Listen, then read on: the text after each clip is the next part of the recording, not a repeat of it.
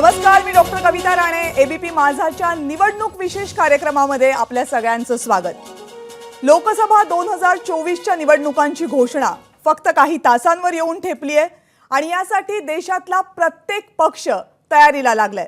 भाजप, काँग्रेस या मोठ्या पक्षांसह देशामधले सगळे स्थानिक पक्ष सुद्धा तयारीला लागलेत. अगदी अंगाला तेल लावून आखाड्यात उतरणाऱ्या पैलवानांप्रमाणे निवडणुकीच्या आखाड्यात उतरण्याची तयारी प्रत्येक पक्षानं सुरू केली आहे. आणि याच निवडणुकांमध्ये कोणत्या पक्षाला किती जागा मिळणार, भाजप विजयाची हॅट्रिक साधणार की काँग्रेसच्या नेतृत्वाखालील इंडिया आघाडी भाजपची डोकेदुखी ठरणार, ह्या चित्राची प्रत्येकाला अपेक्षा लागलेली आहे, प्रत्येकाला उत्सुकता लागलेली आहे. आणि त्यामुळेच अनेक आकडे समोर येत आहेत, कारण प्रत्येकाच्या मनात वेगवेगळे आकडे आहेत आणि दावे केले जाणारे आकडे आणखीन वेगवेगळे आहेत. तुमच्या आमच्या मनातले हेच आकडे जाणून घेण्याचा प्रयत्न एबीपी माझानं केलाय आमच्या सगळ्यात मोठ्या ओपिनियन पोलमध्ये. लोकसभा निवडणुकांपूर्वीचा हा सगळ्यात मोठा ओपिनियन पोल आणि इथून पुढचे 2 तास याच ओपिनियन पोलमधले आकडे तर आपण पाहणारच आहोत, पण हे आकडे नेमके काय सांगतात त्याचं विश्लेषणही करणार आहोत. वेगवेगळ्या पक्षांची त्यावर काय मत आहेत तीही जाणून घेणार आहोत. एबीपी माझा आणि सी वोटरचा महा ओपिनियन पोल आता बघूयात आणि याची सुरुवात करूयात देशातल्या त्या राज्यापासून ज्या राज्याकडे सगळ्यात लक्ष लागलेलं आहे अवघ्या देशभराचं, आणि ते राज्य आहे अर्थात महाराष्ट्र.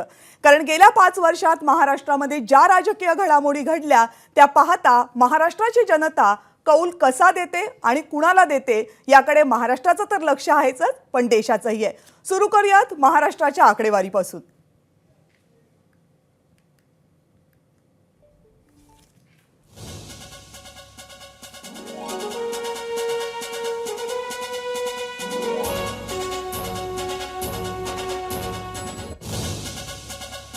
महाराष्ट्राचे आकडे सविस्तरपणे पाहणार आहोत, पण या आकड्यांचं जे सार हाती येत आहे त्यानुसार महायुतीचं मिशन 45 हे स्वप्न महाराष्ट्रात साकारणार की भंगणार यापुढे प्रश्नचिन्ह लागतंय.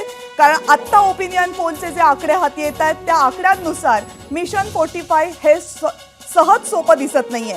कारण लोकसभा 2024 महाराष्ट्रामध्ये 48 जागा आहेत आणि या 48 जागांपैकी भाजपला 22 जागा जाताना दिसत आहेत.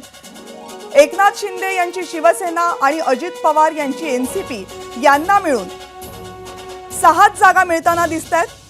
काँग्रेसला 4 जागा, तर शरद पवार यांचा पक्ष आणि उद्धव ठाकरे यांचा पक्ष यांना मिळून 20 जागा जाताना दिसत आहेत. त्यामुळे महाराष्ट्रातलं चित्र काहीसं भाजप 22, एकनाथ शिंदे यांची शिवसेना आणि अजित पवार यांचा राष्ट्रवादी 6 जागा, काँग्रेसला 4 जागा, तर उद्धव ठाकरे यांची शिवसेना आणि राष्ट्रवादी काँग्रेस शरदचंद्र पवार पक्ष यांना मिळून 16 जागा जाताना दिसत आहेत. एनडीएची जर आकडेवारी यातून एकत्र केली तर एनडीएला 28 जागा मिळत आहेत आणि इंडिया आघाडीला, महाविकास आघाडीला महाराष्ट्रामध्ये 20 जागा मिळताना दिसत आहेत.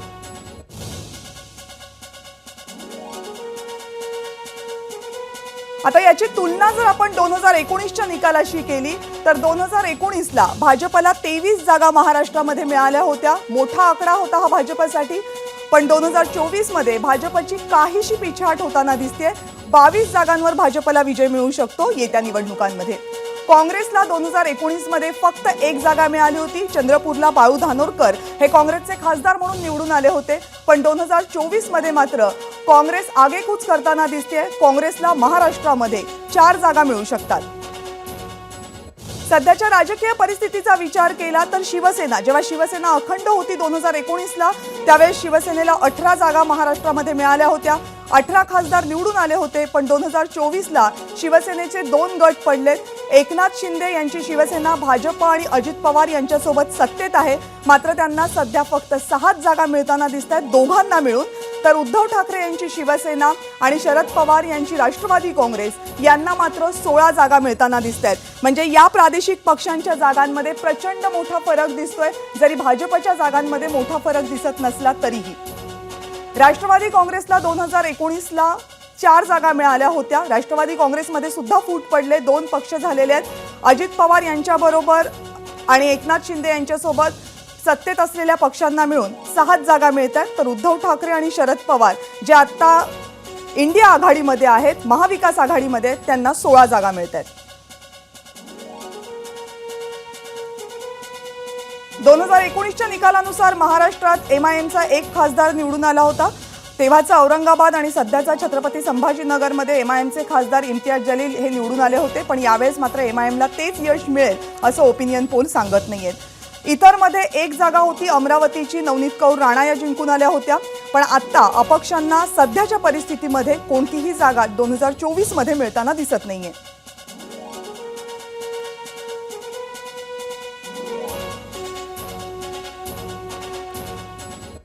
मतांच्या टक्केवारीमध्ये काय फरक पडतो? एनडीएला 50.88 म्हणजे जवळपास 51% मतं मिळालेली होती 2019ला. ही मतं भाजप आणि शिवसेनेची मिळून मतं होती. भाजपला 27.83 तर शिवसेनेकडे 23.50% मतं होती 2019ला. एनडीएचा तोच विचार केला तर आत्ता मात्र एनडीएला 42.7% मतं मिळताना दिसत आहेत. यूपीएचा विचार केला तर त्यावेळेस काँग्रेस आणि राष्ट्रवादी काँग्रेस यांना 32.24% मतं मिळाली होती.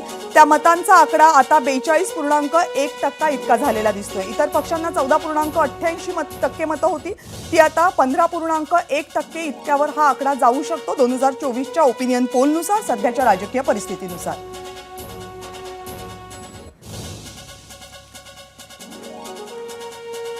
आणि ज्या राज्याकडे सगळ्यांचं लक्ष लागलेलं आहे, ज्या राज्याकडे महाराष्ट्रातल्या जनतेचं लक्ष लागलेलं आहे, ती आकडेवारी आपण पुन्हा एकदा पाहूयात. महाराष्ट्रामध्ये भाजपला 2024 मध्ये आत्ताच्या राजकीय परिस्थितीनुसार 22 जागा मिळू शकतात. एका जागेची घट होऊ शकते. एकनाथ शिंदे यांची शिवसेना आणि अजित पवार यांची राष्ट्रवादी काँग्रेस जे सध्या सत्तेत आहेत त्यांच्या जागांमध्ये मात्र मोठी घट दिसते. सध्या या दोघांचे मिळून 14 खासदार आहेत, ते कमी होऊन 6 खासदार होताना दिसत आहेत. काँग्रेसकडे एकच खासदार 2019ला होता. काँग्रेसकडे 2024ला 4 खासदार असू शकतात. एनडीएची खासदारांची संख्या 24ला 28 असू शकते, जी 2024ला 20 असू शकते.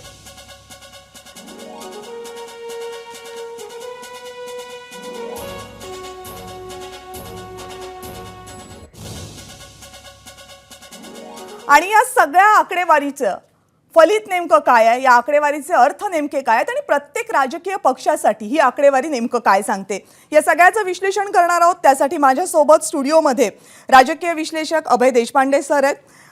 एबीपी माझाच्या संपादिका सरिता कौशिक इथे माझ्यासोबत आहेत. राष्ट्रवादी काँग्रेस शरदचंद्र पवार पक्षाच्या प्रवक्त्या नेत्या विद्या चव्हाण आपल्यासोबत स्टुडिओमधून आहेत. याशिवाय भाजपचे प्रवक्ते केशव उपाध्याय आपल्यासोबत जोडले जात आहेत.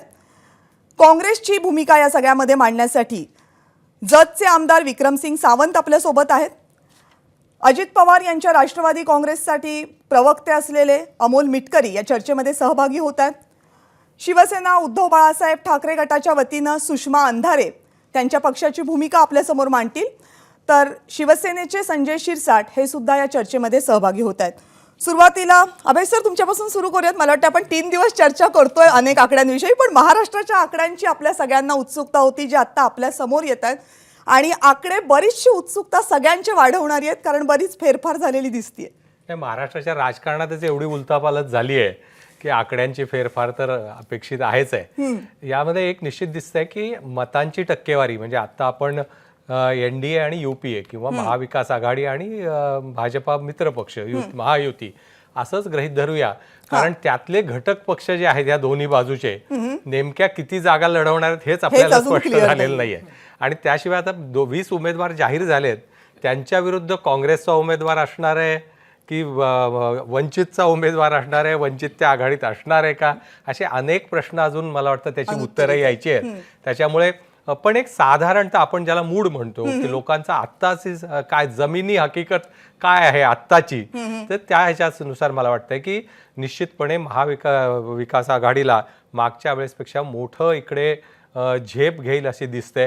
कारण मागच्या वेळेस 41 जागा जिंकल्या होत्या एनडीएनी महायुतीला, त्या आकड्याच्या खूप खाली त्यांना यावं लागेल असं दिसतंय. अर्थात त्यांनी डॅमेज कंट्रोल म्हणून बऱ्याच गोष्टी केल्यात मागच्या काही वर्षात, परंतु त्याचा परिणाम तेवढा दृश्य होत नाहीये. म्हणजे तुम्ही साधारणतः आता ठाकरे आणि शिंदेची शिवसेना आणि अजित पवार आणि शरद पवारांची राष्ट्रवादी काँग्रेस या दोन्हीचं जर एकत्र केलं आपण तर 2/3 आमदार इकडे गेलेत पण 2/3 जागा तिकडे जात आहेत असं दिसतंय याच्यामध्ये. म्हणजे त्या वोट शेअर मध्ये दिसतंय. पण मला वाटतं की निश्चितपणे अजून थोडंसं घाई होईल. आता उद्या निवडणुका जाहीर झाल्यानंतरचा मला वाटतं की खरा पट उलगडत जाणार आहे. पण एक निश्चित आहे की मागच्या वेळेसपर्यंतचा जो डेंट आहे तो मिनिमाइज करण्यात कितपत भाजपाला आणि त्यांच्या मित्रपक्षाला यश येतं हे बघावं लागेल. पण एक निश्चित आहे की काही ना काहीतरी डेंट येणार आहे आणि तो कदाचित म्हणजे राजकारणात असं आहे की कालही आपण म्हणलो की 2+2 4 होत नाही. 3 पक्ष एकत्र आले, नवीन पार्टनर आले तरी भाजपाला मागच्या वेळेसची संख्या गाठता येणार नाही असं दिसतंय. तर मला वाटतं की आता म्हणजे साधारणतः 45 जे सांगितलं जातंय ते इतकं सहज भाजपसाठी दिसत नाही. कोइन्सिडेंट मी सांगतो की 2009च्या निवडणुकीच्या साधारणतः जे आकडे आहेत त्याच्या आकड्याच्या आपण कुठेतरी जवळ जातो. कारण 2014 ही आपण वेगळी निवडणूक होती, मोदी लाट म्हणून ती बघितली. 2019ला त्याच्यात आणखी भर पडलेली दिसली. परंतु आता ही पिछेहाट झाली तर मग ही कुठपर्यंत जाते. तर 2009चे जे आकडे आहेत मी फक्त त्याचे एक कल्पना देतो की त्यावेळेस एनडीएला साधारणतः 35% मतं मिळाली होती आणि युपीएला 40%. तर साधारणतः आत्ताचा जो फिगर दिसतोय आणि त्यावेळेसच्या जागा बघा तुम्ही, त्यावेळेस युपीएला 25 आणि एनडीएला 20 जागा मिळाल्या. पण सर ते आपल्याकडे फर्स्ट पास पोल सिस्टीम असल्यामुळे मतं किती मिळाली आहेत आणि जागा किती मिळाल्यात याचा संबंध थेट लावताच येत नाही. साधारणतः मतांची जी टक्केवारी प्रोजेक्शन आता दाखवलेले आहेत तर त्या मतांच्या जवळपास जाणारे आहेत आकडे आहेत. त्याच्यामुळे मला वाटतं की त्याचा उल्लेख करणं आवश्यक. ओके. राजीव खांडेकर एबीपी माझाचे मुख्य संपादक आपल्यासोबत या चर्चेमध्ये सहभागी होत आहेत. राजीव सर, महाराष्ट्राचे आकडे प्रचंड इंटरेस्टिंग दिसत आहेत आणि बीजेपीला फार मोठा तोटा होताना दिसत नाहीये. पण बीजेपीने ज्यांना सोबत घेतलेलं आहे त्यांची मात्र बरीचशी पिछेहाट होताना दिसते आणि याचा फटका एनडीएला बसणार असं दिसतंय.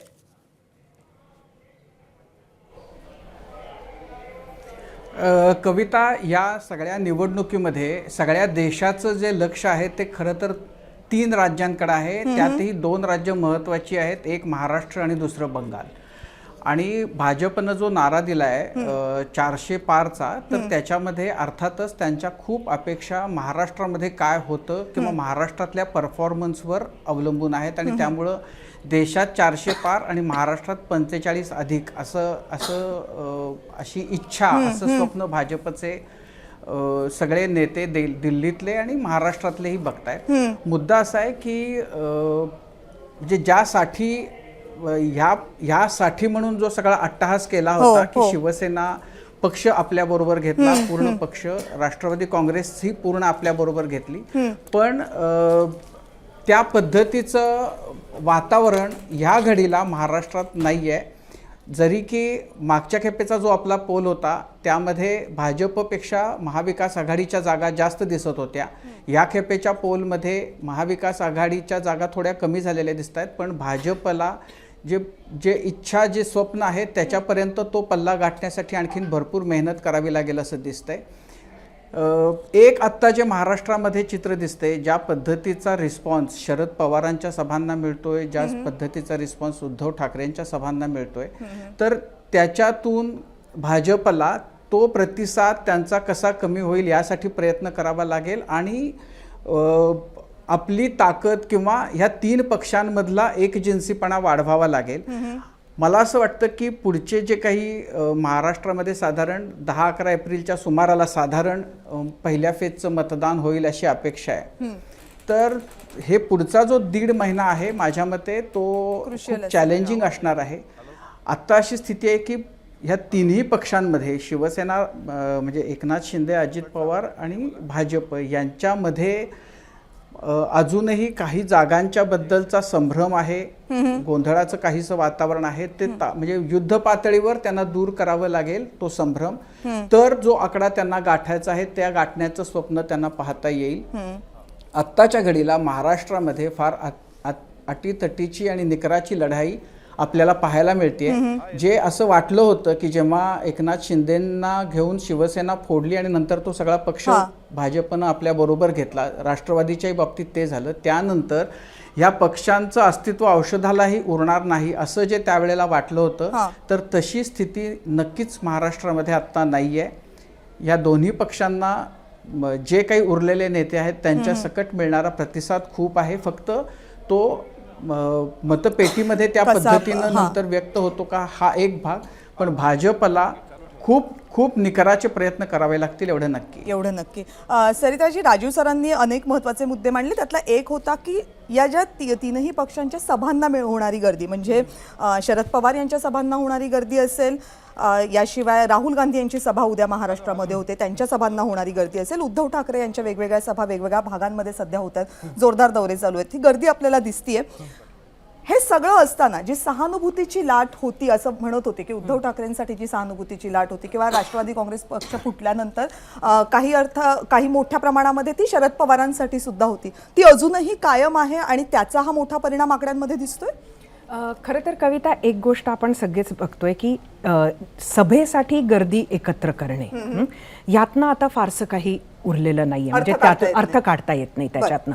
कारण एकंदरीत जर बघितलं तर सगळ्याच पक्षांना पाहिजे तेवढी गर्दी एकत्र करता येते, हे आपण पाहिलेलं आहे. आता ह्याच्यामध्ये जे आकडे आपण सांगितले, जे आलेले आहेत, ते जास्त महत्त्वाचे आहे. त्यातनं सगळ्यात मोठी गोष्ट जी दिसते ती ही आहे की भाजपाला आज जर इथे 22 जागा मिळत असतील तर त्याचा अर्थ हा आहे की, म्हणजे आपल्याला अजून जागा वाटप कोणाला किती हे माहिती नसलं तरी 22 आणि त्यांच्या मित्रांना हा असं असेल तर ह्याचा अर्थ की भाजपाचा कोर वोटर कुठंतरी बाहेर निघणार आणि भाजपाला मतं देणार. पण भाजपाचे जे मित्र पक्ष आहेत आज, शिंदे आणि अजितदादा, यांना मात्र मतदान करायला तयार नाही आहे. असं हे काहीसं चित्र आहे.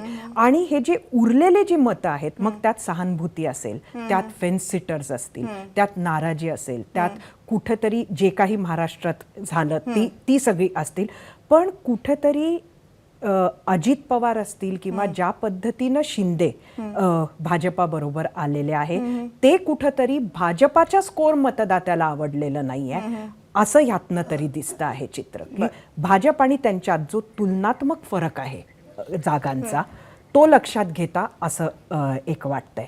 आता प्रश्न हा आहे की भाजप आपले उमेदवार, हे मित्र पक्ष आपले उमेदवार कुठेतरी न्यूट्रलाइज करून येणाऱ्या काळात जर फक्त मोदीचा चेहरा, म्हणजे मोदी विरुद्ध अमुक, मोदी विरुद्ध तमुक, अशा पद्धतीची जर ही निवडणूक झाली तर मात्र येणाऱ्या काळात परत जसं आपण म्हटलं की आधीचाच आपला पोल आणि आता जो बदल झालाय तो पुढे अजूनही बदलू शकतो. आणि तुम्ही म्हणता याच्यात एक आहे की मतांचं ट्रान्सफर जे म्हणतोय आपण, म्हणजे भाजपाचे कोर वोटर्स, म्हणजे अनेक ठिकाणी आपण बघितलंय की भाजपाची मतं ट्रान्सफर होतात, परंतु जे मित्र भाजपाबरोबर येतात त्यांच्याकडनं मतं काही ट्रान्सफर त्या प्रमाणात झालेली नाहीयेत. दुसरं आहे स्ट्राईक रेट.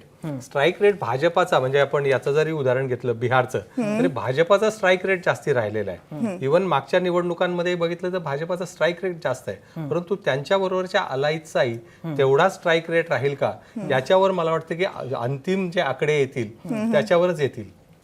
ओके, तुम्ही जो मुद्दा मांडलात त्याच्यावर मला वाटतंय आपल्याकडे आणखी एक प्रश्न पण आहे की नरेंद्र मोदी यांची लोकप्रियता कोणत्या राज्यांमध्ये किती आहे, त्या प्रश्नावर आपण येऊयात. मला तुमच्या बोलण्यातला तो मुद्दा फार महत्त्वाचा वाटला, पण एक छोटासा ब्रेक घेऊयात, एक 20 सेकंदांमध्ये परत येतो आणि त्यानंतर या आकड्यांच्या बाबतीमध्ये भाजपची काय प्रतिक्रिया आणि महाराष्ट्रातल्या सगळ्याच राजकीय पक्षांचे या आकड्यांबद्दल काय म्हणणं जाणून घेणं 20 सेकंदात परत येतोय. पाहत रहा एबीपी माझा.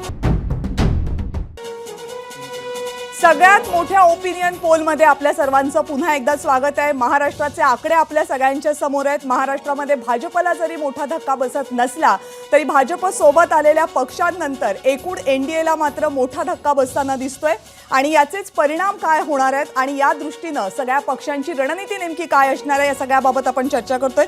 विद्या चव्हाण, राष्ट्रवादी काँग्रेस शरदचंद्र पवार गटाच्या नेत्या आपल्यासोबत आहेत. विद्याताई, तुमच्या चेहऱ्यावर तर हसू यायला पाहिजे हे आकडे बघून.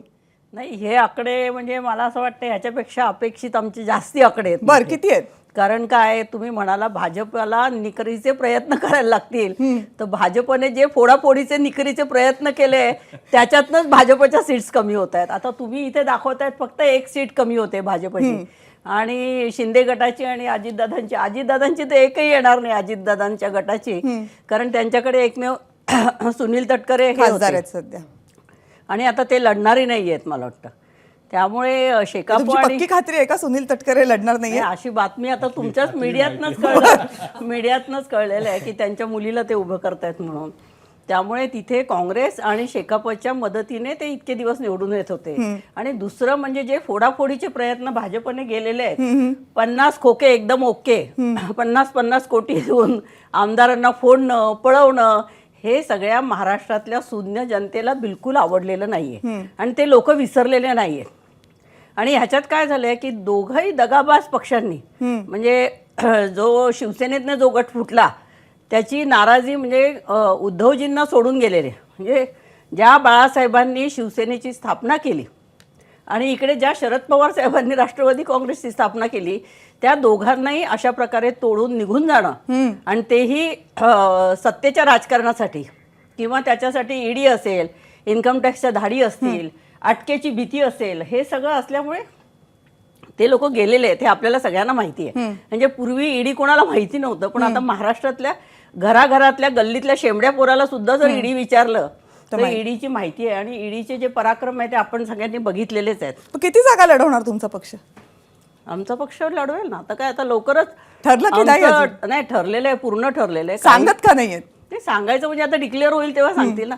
आम्हालाही तुमच्या एवढीच माहिती आहे, काय फारशी माहिती बर, नाही. अमोल मिटकरी आपल्या सोबत आहेत. अमोल मिटकरीजी, काय झालंय? एकच खासदार म्हणे तुमच्याकडे, असं विद्याताईंचं म्हणणं आहे आणि जे आकडेवारी समोर आले त्यानुसार जबरदस्त पिछाट होताना दिसतीये. नाही, तुमचा सी वोटरचा जो सर्वे आहे तो मी आता ॲक्च्युली याच्यापूर्वीची काय चर्चा झाली मला माहीत नाही. मी जरा मतदारसंघामध्ये काही उद्घाटन करायला गेलो होतो. आता वेळेवर पोहोचलो, त्याबद्दल पहिल्या चर्चेबद्दल माहीत नाही. येताना आता मी तो सी वोटरचा सर्वे पाहिला, ज्याच्यामध्ये 22 जागा भारतीय जनता पार्टीला आणि 6 शिवसेना आणि राष्ट्रवादी काँग्रेस पक्षाला, असा तुमचा सी वोटरचा सर्वे सांगतोय. हो, पण मुळामध्ये कसं आहे की आता विद्याताई जे बोलत होत्या ते मी ऐकत होतो. त्यांचं म्हणणं आहे की ते एकच सीट लढणार की नाही यावर ते शंका आहे. मला असं वाटतं की राष्ट्रवादी काँग्रेस पक्ष काय लढेल याची चिंता केल्यापेक्षा तुमच्या महाविकास आघाडीमध्ये तुमचा जो तुतारी गट आहे तो किती जागा लढवणार, त्याच्यात किती जागा निवडून येणार यावर विद्याताईंनी चिंतन केलं पाहिजे. आता ईडी, सीबीआय हे गल्ली गल्लीतल्या शेंबड्या पोरांना माहीत झालं असं त्यांचं म्हणणं आहे. तर माझं म्हणणं आहे आणीबाणीच्या काळात पण जुन्या काळात हेच झालेलं आहे, धाकदपट करूनच राजकारण झालेलं आहे. आता आजचा विषय चर्चेचा तो नाही आहे. चर्चेचा विषय म्हणजे आहे की ईडीमुळे exit poll धाकदपटशाहीचं असेल, आपला जो राजकारण तुमचा होतंय हे सी मान्य वोटरचा करताय. सर्वे आहे, तो सर्वे काय दाखवतो? नाही कविताजी, तुम्ही मला शब्दाच्या जंजाळात ओढू नका. मी तुम्हाला स्पष्टपणे सांगतो की ज्या पद्धतीने विद्याताई म्हणतायत की ईडी, सीबीआय हे शेंबड्या पोरांना, माझा शब्द परत ऐका, शेंबड्या पोरांना माहीत झालं, धाकदपटचं राजकारण होतं. आणीबाणीच्या काळात सुद्धा याच्यापूर्वी हे गोष्टी घडलेल्या आहेत. त्याच्यामुळे हेच सरकार आलं आणि यांनी धाकदपट करून आमचा पक्ष फोडला, असे जे काही सुतावरून स्वर्ग गाठण्याच्या ज्या काही वल्गना इथं केल्या जात आहेत तो विषय एका वेळेला बाजूला ठेवतो. माझं म्हणणं असं आहे की आज शिवसेना, राष्ट्रवादी काँग्रेस पक्ष आणि भारतीय जनता पार्टी तिघही मिळून महायुतीच्या 48 जागेवर आपापल्या पद्धतीने लढतायत. अंतिम तिढा जो आहे जागा किती लढण्याचा, आता तटकरे साहेबांबद्दल त्यांनी सांगितलं, तटकरे साहेब निवडणूक लढतील आणि जिंकतील सुद्धा. ते त्यांच्या मुलीला उतरवणार नाही तिथे, तटकरे साहेबच लढतील, जिंकतील. शिरूर असेल, बारामती असेल, धाराशिव असेल, परभणी असेल, गडचिरोली असेल, बुलढाणा असेल, ह्या ज्या ज्या जागा आम्ही मागणी केल्या त्या जागा घेऊन आम्ही जास्तीत जास्त त्या ठिकाणी निवडणूक लढू. तुमच्या तुतारी गटात किती खासदार शिल्लक राहतात हे येणाऱ्या काळात समजेलच महाराष्ट्राला. बरं, मग आता तुम्ही तुमच्या पक्षापुरतं तुम्ही जवळपास जागा वाटप जाहीर केलंय, म्हणजे त्याच्यामध्ये रायगड आहे, शिरूर आहे, धाराशिव आहे, परभणी आहे, बुलढाणा आहे. याच्या व्यतिरिक्त आणखीन कुठल्या जागांवर दावा आहे? 13 जागा मागितल्यात आम्ही. 13 जागा मागितल्यात. त्याच्यामध्ये जास्तीत जास्त जागा महायुतीचे वरिष्ठ नेते मागितल्यात ना. आमच्याकडे सध्या 1 खासदार आहेत, 3 खासदार यांच्याकडे आहेत, 1 खासदार आहेत. एका खासदारावरून आम्ही 13 जागा मागितल्या आहेत आणि महायुतीमध्ये सकारात्मक चर्चा होऊन ज्या जागी आमची ताकद जास्त आहे, कारण मागं तुम्ही राजेश विटेकरांच्या परभणी लोकसभेचा जर इतिहास बघितला तर थोड्या फरकानं ती सीट गेली. ती परभणीची जागा पण आम्ही त्या ठिकाणी मागतो आहोत आणि जागेची मागणी करणं काही गैर नाही. त्याच्यामुळे वरिष्ठ पातळीवर निर्णय होऊन अजितदादासाठी सन्मानजनक राष्ट्रवादी काँग्रेस पक्षासाठी जागा सोडल्या जातील आणि त्या सर्व जिंकून पण आणल्या जातील. बरं, ओपिनियन पोलचे आकडे मात्र आपल्याला काही वेगळं चित्र सांगतायत. अमोल मिटकरीजी राहत आपल्यासोबत. फक्त 30 सेकंदांचा ब्रेक घेतोय, लगेच परत येतोय चर्चेमध्ये. पाहत रहा एबीपी माझा. महाराष्ट्राच्या सर्वात मोठ्या ओपिनियन पोलमध्ये आपल्या सर्वांचं पुन्हा एकदा स्वागत. महाराष्ट्राचे आकडे ओपिनियन पोलचे आत्ताच्या राजकीय परिस्थितीनुसार काय सांगतात ते आपण सगळ्यांनी पाहिलंय. भाजपाला एका सीटनं मागे जावं लागू शकतं 2024ला 2019च्या तुलनेमध्ये.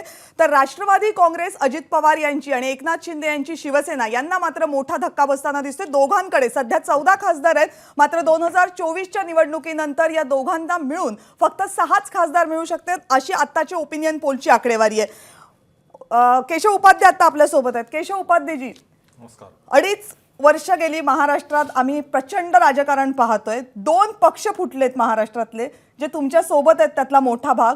एका पक्षाचे तर जवळपास 70% खासदार तुमच्या सोबत आहेत. पण इतकं सगळं करून फार मोठा फायदा काही होताना दिसत नाहीये तुम्हाला.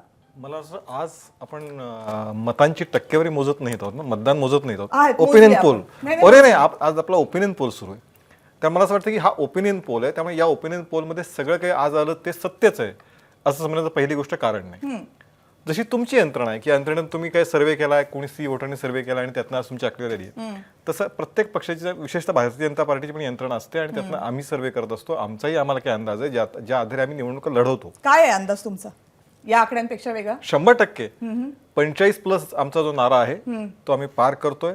आणि मी आज हे तुम्हाला इथे जाहीरपणे सांगतोय, अभयराव आहेत, तुम्ही आहात, ताई आहेत, आपण ज्यावेळी मतदान ऍक्च्युअल ज्यावेळी येईल, उद्या जाहीर होईल त्याच्यामध्ये, त्याविषयी पुन्हा चर्चेला येऊ. आणि मी हे सांगून गेलो तुमच्याच एक्झिट पोलमध्ये, तुम्हाला मी सांगून गेलो, तुम्हाला आठवत असेल की मी तुम्हाला सांगून गेलो की उद्या निकाल वेगळा असेल. ज्यावेळी 4 राज्यांच्या निवडणुकांचा निकाल आला होता, सांगितलं त्याची तुम्हाला फारच अगदी अगदी प्रश्नच नाही. कारण तुम्हाला जो उत्साह येतो, भारतीय जनता पार्टीच्या जागा कमी झाल्या की तो तुम्हाला उत्साह येतो. त्यामुळे चर्चेची सुरुवात कशी सुरुवात तुम्ही केली, मग मी करणारच. त्यामुळे मी फक्त आठवण करून दिली की मी इथंच याच एक्झिट पोल ज्यावेळी आपण केला होता 4 राज्यांचा, त्यावेळी एक्झिट पोलच्या वेळी मी सांगितलं होतं की उद्या निकाल काय येणार, मी आज तुम्हाला सांगतो. आणि तोच निकाल प्रत्यक्ष आला होता, तुम्हाला आठवत असेल. ही 2 महिन्यापूर्वीची गोष्ट आहे. तेव्हा आज मी पुन्हा सांगतोय की जो 45+चा नारा महाराष्ट्रामध्ये आम्ही दिलेला आहे, तो 45+चा नारा पूर्णपणे साकार आम्ही करू. जागा वाटप होईल. जागा वाटप आमचा मुद्दा नाही. 20 जागा ऑलरेडी आमच्या जाहीर झाल्या. त्याच्यामध्ये मला आश्चर्य वाटलं, म्हणजे मला ताईंचंही कौतुक वाटलं. त्या म्हणाल्या की आणीबाणी आणि काय आजची ईडीची तुलना करताच येणार नाही. 100% सहमत आहे. आणीबाणीवर बोलताच येत नव्हतं. आता मला पुढे तुम्ही विषयांतर विषयांतर नाही करत. ठीक आहे, चला आकड्याबद्दल चला, बोला. भाजपला खूप खात्री आहे का की आपण आपल्या सोबत घेतलेल्या पक्षांना जास्त जागा लढवता दिल्या तर ते काही जिंकणार नाहीत, म्हणून तुम्ही जागा वाटप जाहीर व्हायच्या अगोदरच आपले उमेदवार घोषित करून टाकले? असं नसतं. ज्या जागा असं आहे की त्या विषयामध्ये 3 पक्ष एकत्र आहेत. भारतीय जनता पार्टीचे उमेदवार कोण आहेत? भारतीय जनता पार्टी ठरवेल. अजित पवार राष्ट्रवादीचे उमेदवार कोण आहेत? ते राष्ट्रवादी पक्ष ठरवेल. आणि एकनाथजी शिंदे शिवसेनेचे उमेदवार ठरवतील. त्यामुळे त्या पक्षाचं काम आहे की कुठल्या जागा, आणि त्यातला आमच्या पक्षाने निर्णय घेतला. ज्या जागा आम्ही ऑलरेडी लढल्या, ज्या जागांवरती एकमत आहे, ते आम्ही उमेदवार जाहीर केला. तर त्यांनी जाहीर कधी करावं हा त्यांचा अधिकार आहे. तिथे त्यांना ते आता म्हणत होते तुमच्या सोबतचे अमोल मिटकरी की आम्ही 13 जागा मागितल्यात, आम्हाला किती मिळतील माहित नाही. त्यांना अजून जागा किती मिळतील माहित नाही, तुम्ही उमेदवार घोषित करून टाकले. असं आहे की ज्या जागा निर्विवाद आहेत, उदाहरणार्थ आमची नागपूरची नितीन गडकरीची, ही निर्विवाद जागा आहे. तशा जागा ज्या आमच्या आहेत त्या जागा आम्ही जाहीर केल्या आहेत. अजून काही बघा, अजून 28 जागांची चर्चा बाकी आहे. त्यातल्या बहुतांशी जागांवरती एकमत पण झाले असेल, 3 नेत्यांनी सांगितलं. त्यामुळे ते जागा वाटप नक्की, यांचं तर गेले 2 महिने गुराळ ऐकतोय आम्ही. आज जागा वाटप होणार, उद्या जागा वाटप होणार. तुमचं सांगा, 30च्या खाली घेणार की 30च्या वरती जाणार? मला असं वाटतं की आज तो अधिकार 3 नेत्यांचा एकत्रित बसून करण्याचा आहे. आज ब्रेकिंग न्यूज देण्याचा विषय नाही, आज आपली चर्चा चालू आहे. कारण तीच ब्रेकिंग न्यूज होईल ना. त्यामुळे मला जरी माहिती असलं तरी मी सांगणं योग्य नाही. त्यामुळे आज चर्चा झाली आपली या एक्झिट पोलवरती, ओपिनियन पोलवरती. ती चर्चा आपण करू. जागा वाटप उद्या परवा होऊन जाईल, त्यामुळे मला अडचण वाटत नाही. बरं, त्या अजून मतांच्या आकडेवारींकडे यायचं आहे मला, पण त्यावर एक छोटासा ब्रेक घ्यायची वेळ झालेली आहे. ब्रेक घेऊन लगेच परत येतोय चर्चेमध्ये. पाहत रहा एबीपी माझा. देशाच्या लोकसभेच्या निवडणुका अगदी तोंडावर आहेत आणि या निवडणुकांमध्ये कोण बाजी मारणार याची उत्सुकता सगळ्यांना लागून राहिलेली आहे. देशाची सध्याची राजकीय परिस्थिती पाहता ओपिनियन पोलचे आकडे नेमके काय सांगतात, देशाचा मूड नेमका काय सांगतोय ते आपण पाहतोय. पंतप्रधान नरेंद्र मोदी यांच्या कामावर, एकूण कामगिरीवर आपण किती समाधानी आहात असा प्रश्न जेव्हा महाराष्ट्राच्या जनतेला विचारण्यात आला, त्यावेळेस 42% जनतेचं असं म्हणणं आहे की आम्ही समाधानी आहोत. 27% जनतेचं असं म्हणणं आहे आम्ही काहीसे समाधानी आहोत. या आकडेवारीबद्दल आपण बोलणारच आहोत, पण त्यापूर्वी आपण जाऊयात. संजय शिरसाट शिवसेनेचे नेते आता आपल्या सोबत आहेत.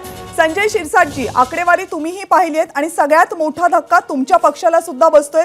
जवळपास शिवसेनेचे 70% खासदार तुमच्या सोबत आहेत, पण तीच कामगिरी तुम्ही 2024 मध्ये रिपीट करताय असे ही आकडेवारी ओपिनियन पोलची सांगत नाहीये.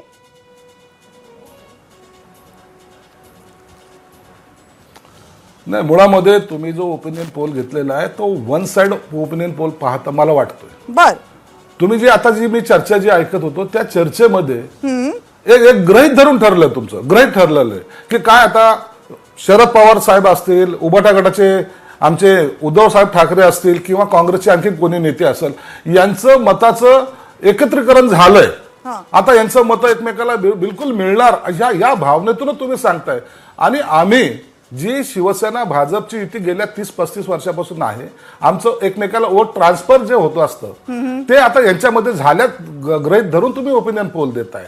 असं होत नसतं. हे तुमचा ओपिनियन पोल असेल. तुम्हाला एक माहिती सांगतो, अनेक असे मी अशा या निवडणुकीच्या काळामध्ये अनेक मान्यवर पाहिलेत.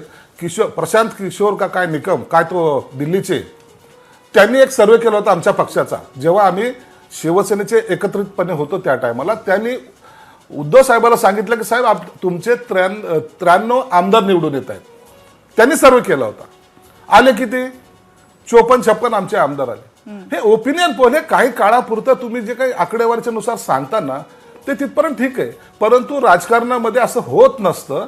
दर दिवस राजकारण हे जेव्हा चेंज होतं, ज्या टायमाला परिस्थिती चेंज होते त्या टायमाला मतदार हा आपलं मत बनवायला सुरुवात करत असतो.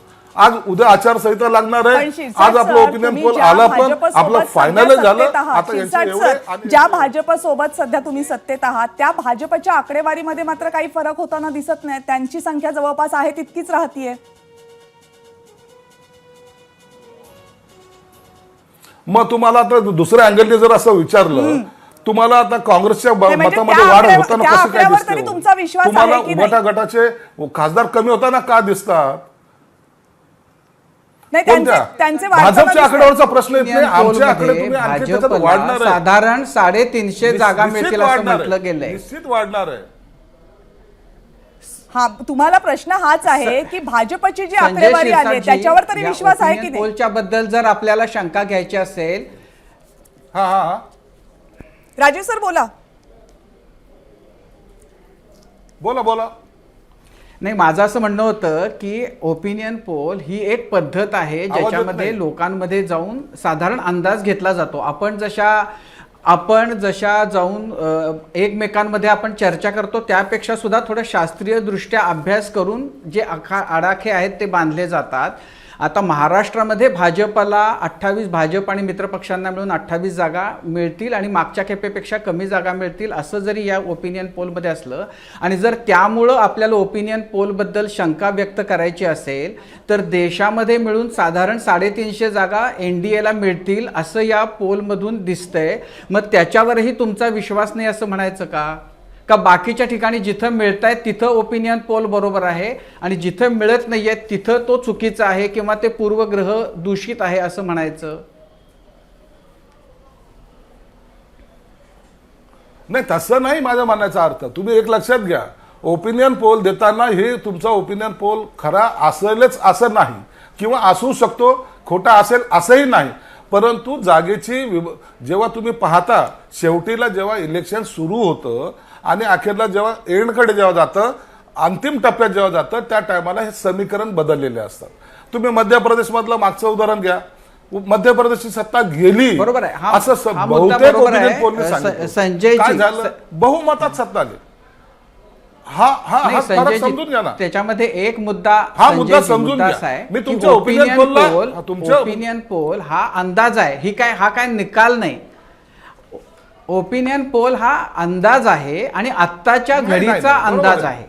याच्यामध्ये परिस्थिती जशी सिच्युएशन बदलतील, उमेदवार येतील, उमेदवार ज्या पद्धतीनं दिले जातील, दोन्ही बाजूला 3-3 पक्ष आहेत, त्या पक्षांमधलं आपसामधल्या ज्या काही परस्परांमधले संबंध आहेत ती गोष्ट आहे.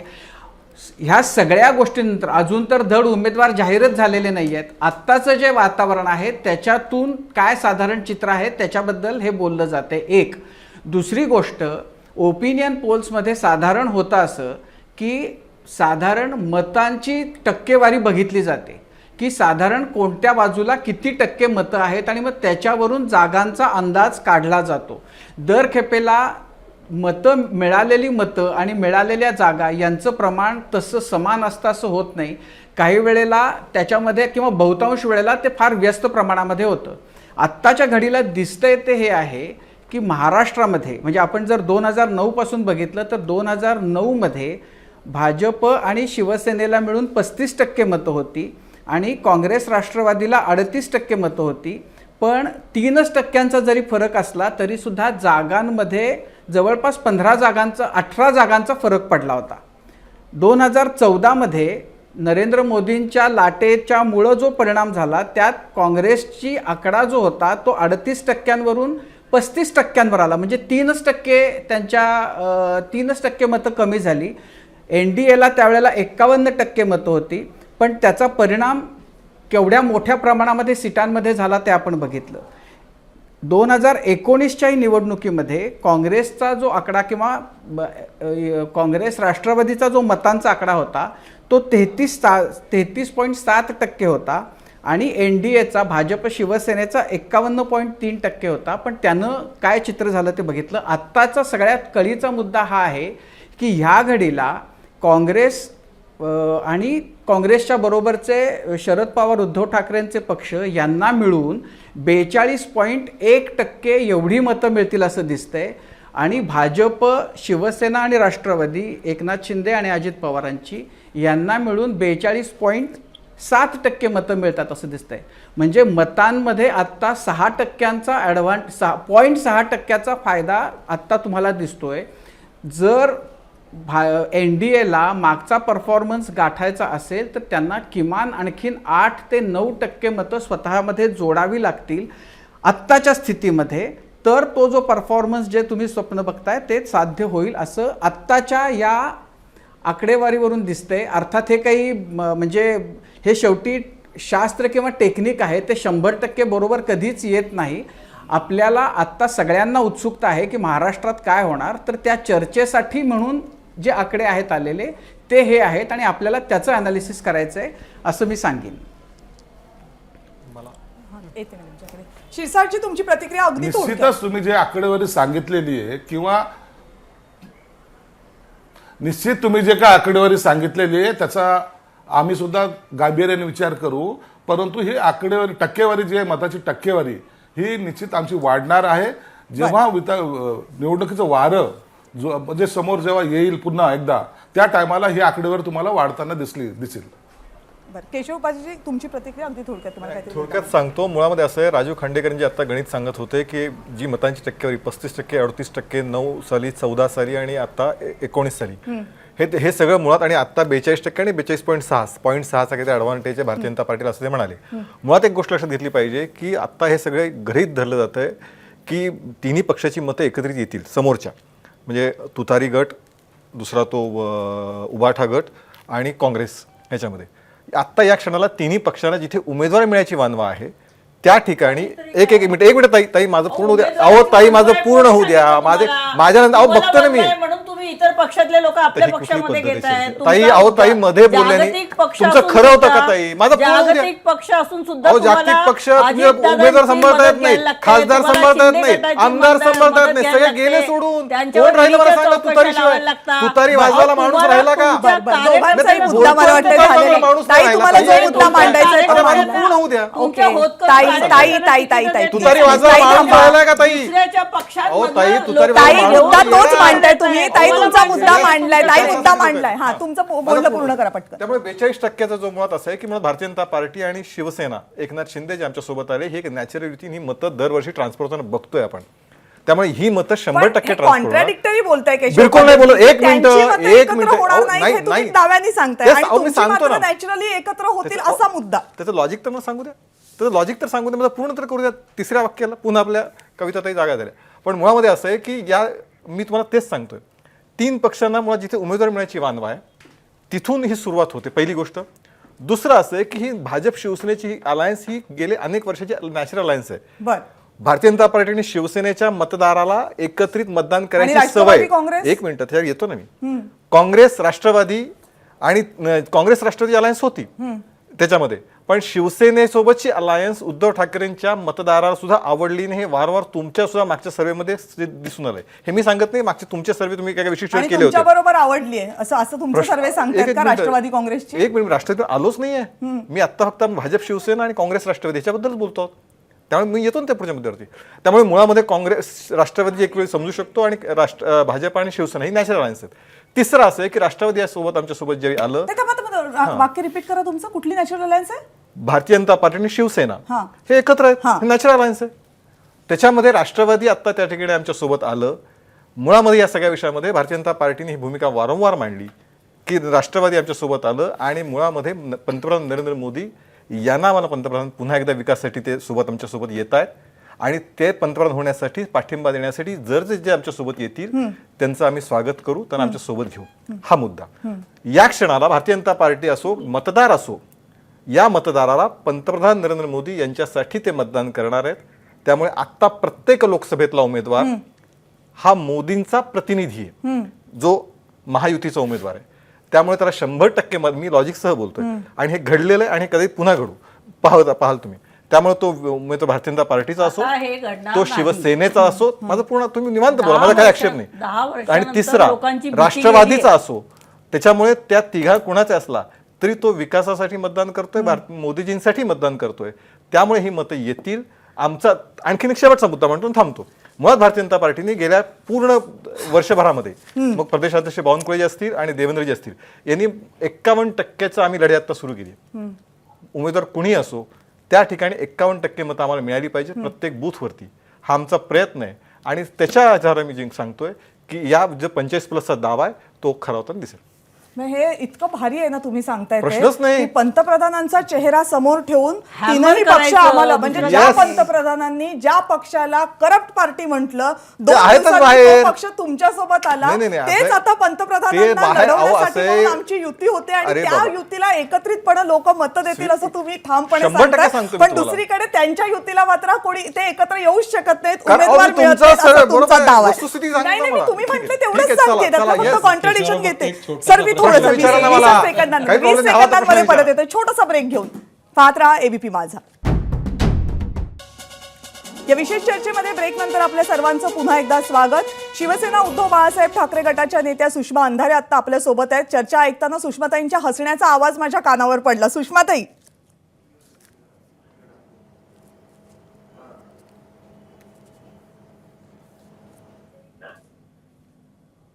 आवाज पोहोचतोय? आय थिंक सुषमाताईंपर्यंत आवाज पोहोचत नाहीये आपला. मगाशी अभय देशपांडे सर यांनी जो मुद्दा मांडला त्याच्यात तुम्हाला एक छोटासा प्रश्न विचारायचा होता बहुतेक. ते शिवसेना आणि भाजपा ही तर अनेक वर्षाची युती आहे, Natural त्याच्यामुळे alliance. प्रश्न येणार नाही असं म्हणताय.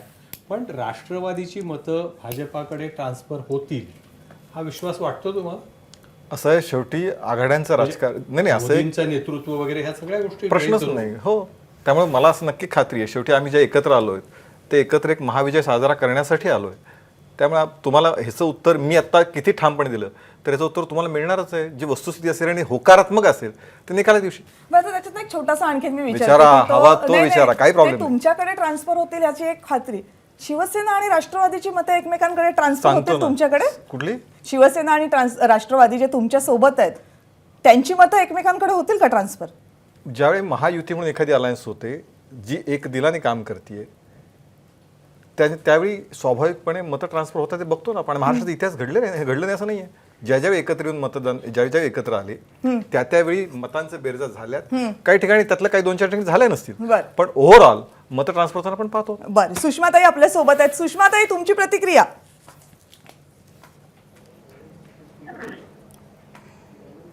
खांडेकर सर आणि सरिताताई, मी आपले आभार मानते की एबीपी माझाच्या किमान 1 तासानंतर तरी लक्षात आलं की शिवसेनेचा प्रतिनिधी इथे बोलायला बसलेला आहे. नाही ताई, मला असं काही वाटलं की एका संपूर्ण तासाचा चर्चा नाही नाही ताई, होईपर्यंत एका आपल्या तासाचा लक्षातच प्रश्न येतं की नाहीये. नाही. एका तासाचा प्रश्न नाही. सर्वांना एक एकदा संधी दिली. तुमच्यापर्यंत पोहोचले मी. त्यामध्ये थोडासा वेळ गेला हे निश्चित आहे. मात्र तुम्हाला 1 तास वाट पाहायला लावण्याचा काहीही उद्देश नव्हता. चल, हरकत नाही. 1 तासाने का होईना आमच्याकडे प्रचंड संयम आहे, नेतृत्व संयमी आहे, सब्र का फल मीठा होता है. आत्ता जे पोल दिसत आहेत त्याच्यातलं सुद्धा फळ आम्हाला आवडत आहे. आणि महत्त्वाची गोष्ट, मी केशवजींच्या मताशी थोडीशी सहमत आहे की पोल काही का असे ना, पोल आपण मान्य केला पाहिजे. शेवटी ही लोकांची मतं आहेत.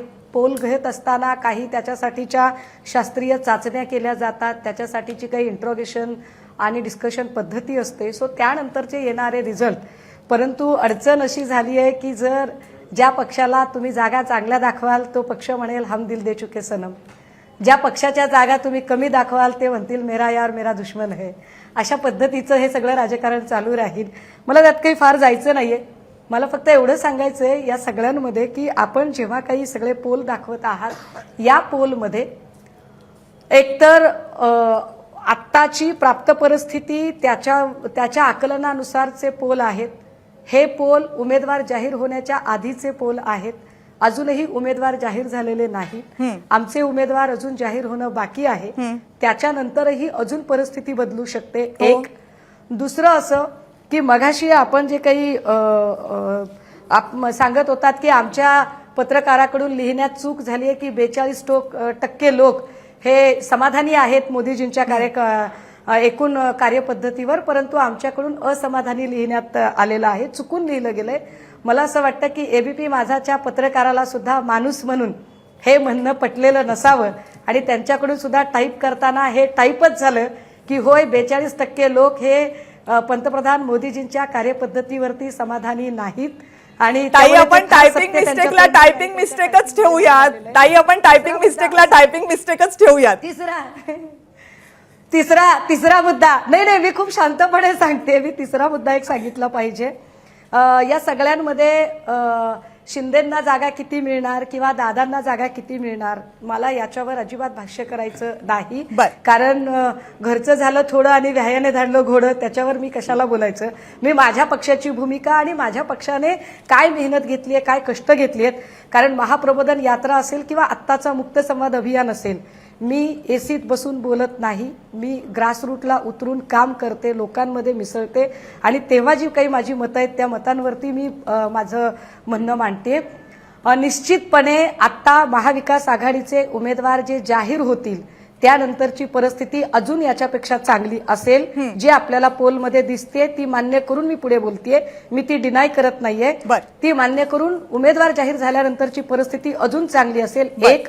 दुसरं असं की आपण जे कार्यपद्धतीवर समाधानी म्हणताय, मी जेव्हा आपला हा मेसेज एबीपी माझाचा माझ्या सोशल मीडिया प्लॅटफॉर्मवर टाकला तेव्हा खाली कमेंटचा पाऊस चालू आहे आणि त्या कमेंटच्या पावसामध्ये असं सांगितलं जाते की 35 जागा कमेंट मधले लोक आहेत. 35 जागा आणि हे लोक आमचे नाहीत, कृपा करून हे आपण कन्फर्म करून घ्या. या वेगवेगळ्या एजन्सीज काम करणार आहेत ते खाली कमेंट्स टाकतायत की 35 जागा महाविकास आघाडीला मिळतील. का मिळतील त्याचं लॉजिक सांगताना ते सांगताहेत की तुम्ही कितीही आरक्षण, सुशांत सिंग, राम मंदिर, धर्म असे भावनिक मुद्दे काढलेले असले तरी सुद्धा शेतकरी, महिला, महागाई, महिला असुरक्षितता, कायदा सुव्यवस्थेचा उडालेला बोजवारा, आरोग्य व्यवस्थेची त्रेधा तिरपीट, शेतमालाचा योग्य भाव न मिळणं, त्यानंतर कंत्राटी भरतीचा मुद्दा, असे अनेक मुद्दे आहेत. आणि त्यातही आपण जो अगदी सुरुवातीपासून जे म्हणत होतात की उद्धव बाळासाहेब ठाकरे या नावाला सहानुभूती आहे का, तर मी खूप ग्रासरूटमध्ये काम केल्यावर मला जे दिसतं ती सहानुभूती नुसती सहानुभूती नाही तर त्याही पेक्षा जास्त लोकांचा जो विश्वासघात झालेला आहे आणि ज्या पद्धतीचं गलिच्छ पक्षफोडीचं राजकारण झालेलं आहे त्यामुळे लोक जास्त संतापलेले आहेत. जो संताप या निवडणुकीमध्ये दिसेल. केशवजी जे सांगत होते की नाही तुम्हाला उमेदवार मिळेल की नाही मिळेल की अजून तुमचे उमेदवारच जाहीर झाले नाहीत, तर त्यावर अजून एकदा सांगितलं पाहिजे महाविकास आघाडी ही जॉईंट फॅमिली आहे. भाजपासोबत असणारे लोक हे एका डिक्टेटरशिप खाली दबलेले लोक आहेत. भाजप सांगेल एवढ्याच जागा घ्या तेवढ्याच जागा घ्या आणि मोकळे व्हा. त्यामुळे भाजपने आपली यादी लगेचच जाहीर करून ते मोकळे झाले, कारण भाजपला सगळ्यांना सांभाळून घ्यायचं नाहीये. परंतु महाविकास आघाडीमध्ये मात्र पवार साहेब बसतील किंवा उद्धव साहेब बसतील, हे सगळे लोक जॉईंट फॅमिली म्हणून एकत्र बसून विचार करत आहेत आणि एकमेकांना समजून घेऊन, म्हणजे अगदी काही ठिकाणी जर आम्हाला असं वाटलं की आमची जागा आहे मात्र तिथे आमच्यापेक्षा आमच्या महाविकास आघाडीतल्या घटक पक्षाचा उमेदवार चांगला आहे, तर आम्ही म्हणू की अच्छा हरकत नाही, ती जागा तुम्ही लढवा वाईस वर्षा दुसरी ताई जागा ताई आम्ही मला मिळवू. मान्य हा आहे मी एक सामंजस्याचा तासानं ताई मला एकूण मान्य आहे विचार मी एक आमच्याकडे तासानं होतोय. तुमच्याकडे आणि आली अजून एक पण महत्त्वाचं. नाही ताई मला मान्य आहे मी एक तासानं तुमच्याकडे नाही, आली आणि तुम्हाला कारण आणखी पुन्हा मुद्दे तुम्हाला मांडायला 40 देणार मिनिटं आहे मी. लागतील म्हणून एक शेवटचा मुद्दा केशवजींच्यासाठी बर नाही मी केशवजींच्यासाठी एक फक्त शेवटचा मुद्दा. खरं तर बरं. केशवजींचं मी कौतुक केलं पाहिजे. त्यांच्यासारखा निष्ठेचा गुण शिकला पाहिजे लोकांनी, की एवढं काम करूनही भाजपने त्यांना अजिबात काहीही दिलं नाही तरीही ते संयम बाळगून आहेत. त्यांच्या निष्ठेचं कौतुक आहे. अशी निष्ठा सगळ्याच पळून गेलेल्या लोकांना लाभो.